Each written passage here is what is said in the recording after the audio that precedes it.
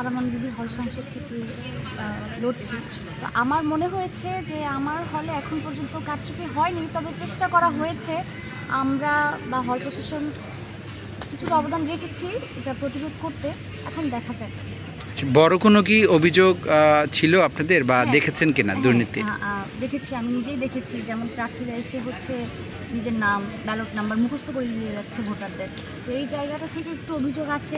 তবে হল প্রশাসন চেষ্টা করেছে এটা আটকানোর, কিন্তু আটকানোর চেষ্টা করার পরেও দেখা যাচ্ছে বেসমেন্টটা হচ্ছে, প্রার্থীদের সরিয়ে দিয়ে ফার্স্ট ফ্লোরে পাঠানো হয়েছে, আবার সেখানেও সেম জিনিস হচ্ছে। তো এইখানে ভোট কি কারচুপির মতো কিছু দেখেছেন বা আপনার মনে হয়েছে? হ্যাঁ, আমার হল ব্যতীত আমার মনে হচ্ছে পুরনো হলগুলোতে ভোট কারচুপির ব্যাপারটা বেশ বড়সড় আকারে হয়েছে, এটা আমার মনে হয়েছে। আচ্ছা, মনে হয়েছে আপনাদের কেউ অভিযোগ করেছে বা কেউ ভোট দিতে যে দেখেছে তার ভোট কি অন্য কেউ দিয়ে দিয়েছে?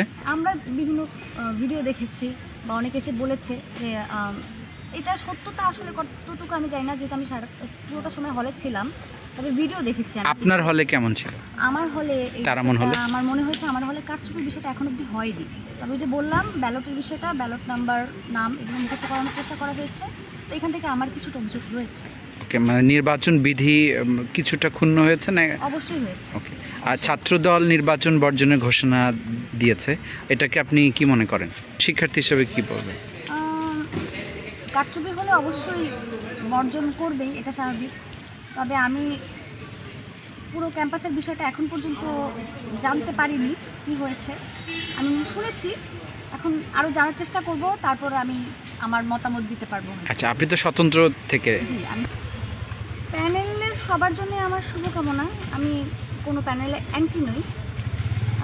আমি আমার জায়গা থেকে যাকে যাকে মনে হয়েছে, আমি প্যানেল ধরে ধরে ভোট দিইনি। আমার যাকে যাকে মনে হয়েছে যোগ্য কাজ করবে, আমি সেভাবেই ভোট দিয়েছি। সবার জন্য শুভকামনা। এটা আসলে শিবির আসুক, ছাত্রদল আসুক, স্বতন্ত্র আসুক, যাই আসুক, আমার দরকার হচ্ছে আমার ক্যাম্পাসের উন্নয়ন। তাই যে কাজ করবে সেই আসুক। আমার মনে হয়েছে যে কাজ করবে আমি তাকেই ভোট দিয়েছি। তো সেখান থেকে প্রত্যাশা যে কাজ করবে সেই আসুক। ডাকসুতে দেখা যায় যে বড় ধরনের জয় পেয়েছে শিবির সমর্থিত প্যানেল বলা যায়। এই ডাকসুর ক্ষেত্রে আপনি কি এটাকে কি মনে করেন? যদি তারা বিজয়ী হয় বা জয়ী হয় তাদের প্যানেল, এটা কি খুব অবাক করার মতো বিষয় হবে? ডাকসুর ক্ষেত্রে আমার প্রেডিকশন কিছুটা এমন ছিল যেটা হয়েছে।